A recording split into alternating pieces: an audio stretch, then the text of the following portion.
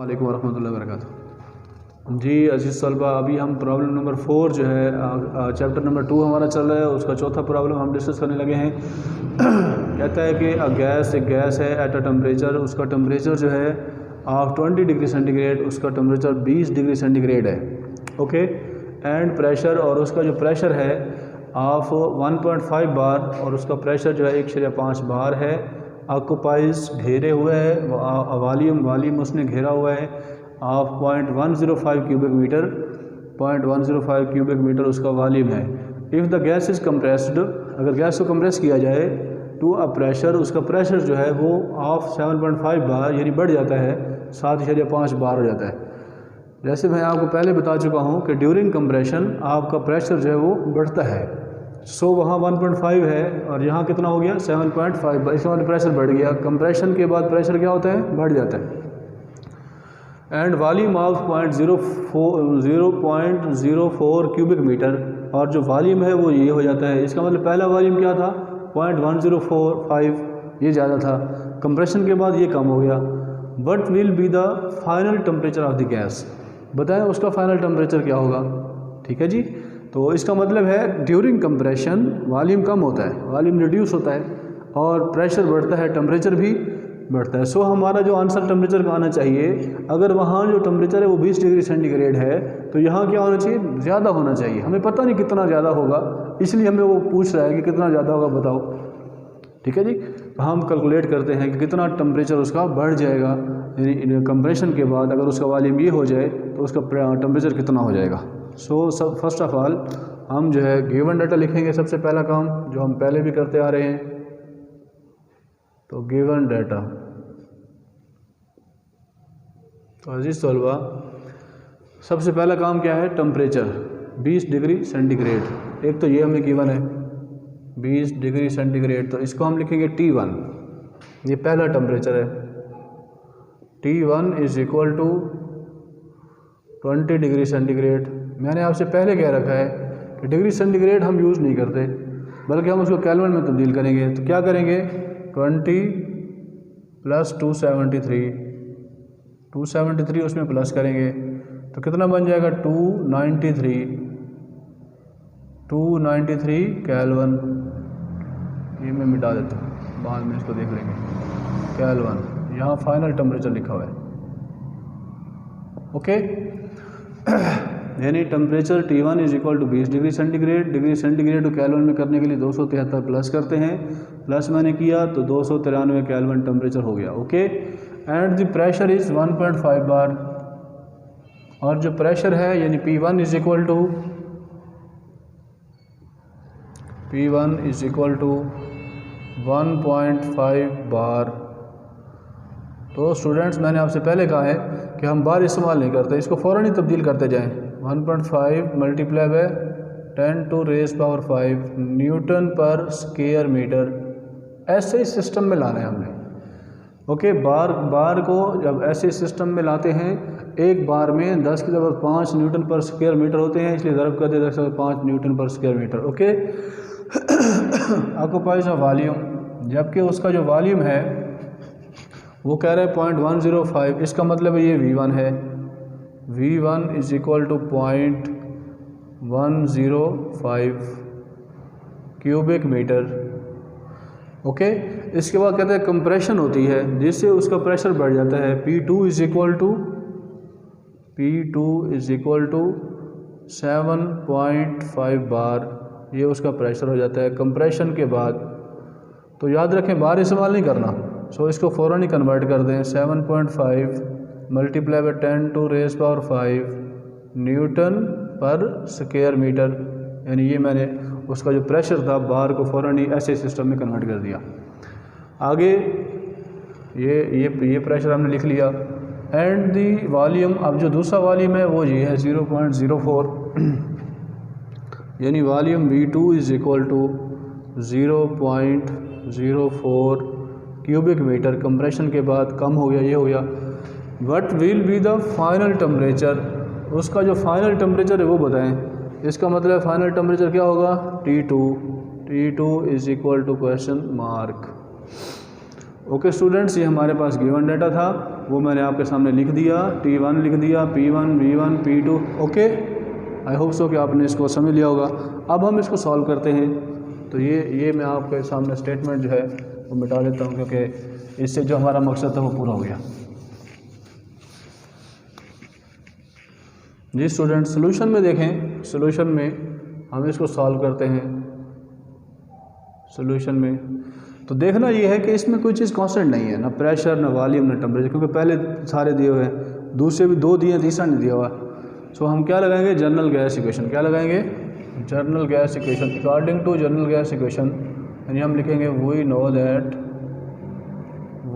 That क्या है general gas equation, वो ये है P1 V1 over T1 is equal होती है P2 V2 over T2। Okay students, अब आप इनमें वैल्यूज पुट कर दें। P1 की जगह उसकी वैल्यू यानी 1.5 10 to, अब आप देख रहे हैं ना, केल्विन ऐसे यूनिट, न्यूटन पर स्क्वायर मीटर ऐसे यूनिट, क्यूबिक मीटर ऐसे यूनिट, न्यूटन पर स्क्वायर मीटर ऐसे यूनिट, क्यूबिक मीटर, सारे ऐसे यूनिट्स हैं, एक जैसे यूनिट। ओके, एक ही सिस्टम में। तो हम P1 की जगह उसकी वैल्यू पुट कर देते हैं 1.5 जी 1.5 multiply by 10 to raise power 5 multiply V1 की जगह भी उसकी वैल्यू पुट कर देते हैं 0.105 यानी 0.105 डिवाइडिंग बाय T1 की जगह भी उसकी वैल्यू पुट कर देते हैं। T1 is equal to 293 kelvin dividing by 293 kelvin is equal to P2 की जगह वैल्यू पुट कर दें 7.5 मल्टीप्लाई 10 to raise पावर 5, तो हम ये पुट कर देते हैं 7.5 multiply by 10 to raise power 5 multiply bye V2 की जगह उसकी वैल्यू पुट कर दें 0.04 और dividing by T2। So student, ये तो हमने मालूम करना है, बाकी चीज़ें सारी हमारे पास गिवन है, वो हमने लगा दी हैं। T2 हमने फाइंड आउट करना है।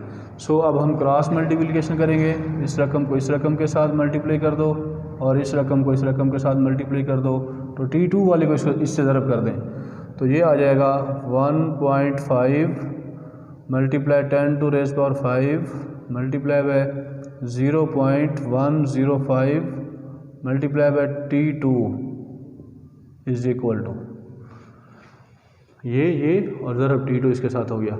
अब ये रकम है यानी 7.5 multiply 10 to raise power 5 ज़रब 0.04 multiply by 293 cross multiplication करते हुए मैंने इसको इससे भी ज़रब दे दिया और इसको इससे भी ज़रब दे दिया। अब हम क्या करेंगे, we will be use calculator का इस्तेमाल करते हुए हम इसको मल्टीप्लाई करेंगे जी 1.5 multiply by 10 to raise power, फिर मैं दोबारा बताने लगाऊँ 10 to raise पावर, देखो ज़रा 1.5 multiply by 10 to raise power कैसे लिखते हैं, ये लिखा हुआ है कैप दबाएंगे ये वाला, फिर यहाँ 5 दबाएंगे तो ये 10 की ताकत 5 लिखा जाएगा। ठीक है जी, ज़रब करेंगे हम 0.105 इज इक्वल का निशान आगे करेंगे तो ये आ जाएगा 15750 T2, यानी इसको आपस में ज़रब करने से ये आंसर आएगा 15750 इज इक्वल टू, इनको भी आपस में मल्टीप्लाई करेंगे तो कैसे करेंगे ज़रा देखें जी 7.5 मल्टीप्लाई बाय जी 10 to raise पावर का मैं बताने के लिए ये आपके सामने कर रहा हूँ 10 to raise power scientific calculator में ये 5 दबाएंगे तो वो हो जाएगा। ठीक है, ज़रब 0.04 ज़रब 290 इज इक्वल का निशान करेंगे तो ये हमारे पास आंसर आ रहा है 8790 और फिर इसके पीछे 000, यानी इस सारे को मल्टीप्लाई करने से आंसर आया 87940। ओके, हमें क्या चाहिए, T2 चाहिए, T2 इज़ इक्वल टू 87940। अब डिवाइडिंग बाय, ये रकम ज़रब हो रही है, इधर जाके तकसीम हो जाएगी 15,750, इधर जाके डिवाइडिंग कर देंगे। तो सो हमारे पास T2 इज़ इक्वल टू, अब इसको डिवाइड कर दें, डिवाइडिंग बाय 15,750 डिवाइड कर दिया, इज़ इक्वल टू 558, यानी 558, 558। अब यहाँ सवाल पैदा होगा कि यूनिट क्या है, चूँकि हमने टेम्परेचर का यूनिट जो इसमें लगाया था 293 वो केल्विन था। हाँ जी, तो अब यहाँ जो यूनिट आएगा वो भी क्या होगा, केल्विन होगा, साफ जारी बात है। तो T2 is equal to 558 kelvin. लेकिन स्टूडेंट्स याद रखें, उसने हमें जो टेम्परेचर दिया था वो डिग्री सेंटीग्रेड में दिया था। सो जब हम उसको बताएंगे हम डिग्री सेंटीग्रेड में ही बताएंगे, असूली बात है।